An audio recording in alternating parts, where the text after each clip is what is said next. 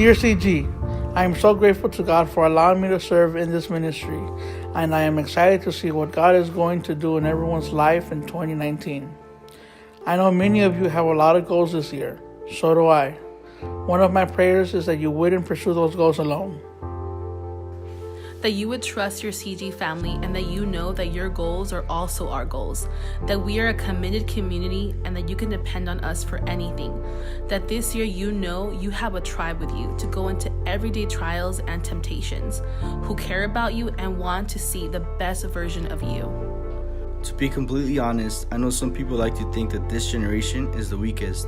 Many would say this generation is lazy for not having thick skin. Some may even think you're immature and that this generation wants everything fast without working hard for it. Are you willing to prove them wrong?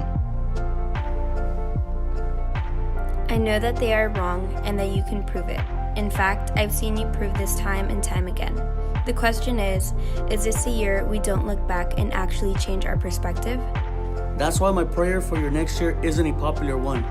But here's why. I believe you are stronger than you've been acting. I believe there's more in you than you know. I believe you and your generation can withstand the ways the world tries to destroy you and the tricks that Satan tries to throw at you. But you don't get tough by waiting for things to happen to you. That's why my prayer this year is, I hope this is your toughest year yet. Don't get it twisted. Tough isn't about what happens to you. My prayer is built on how you react to what happens to you this year. It's about perseverance. So I am not praying for bad things to happen to you. I don't pray depression, anxiety, or heartbreak over you. But I do pray that you dig and muscle up to find every opportunity to grow this year, on the hard days and on the easy days. But our prayer is that we do it together. Because here's the thing about goals and resolutions. They are supremely harder to do when you try and do them alone. You can only go so far by yourself. But you will be so much more successful if you allow God and your tribe to help you along the way. You can choose to tackle this problem alone and probably end up in the same place you did last year. Or you can depend on God and your tribe to help you when you feel weak. Are you ready for 2019 to be different? Are you ready to make this year you actually change and grow? Pay attention. If you miss these two things, you are literally setting yourself up for failure.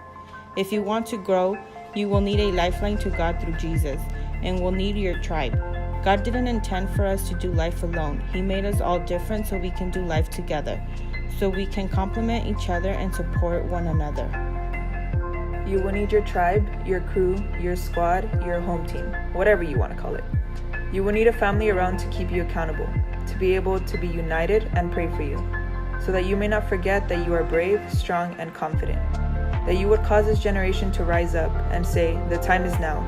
Jesus is my Lord, and I don't make decisions without him.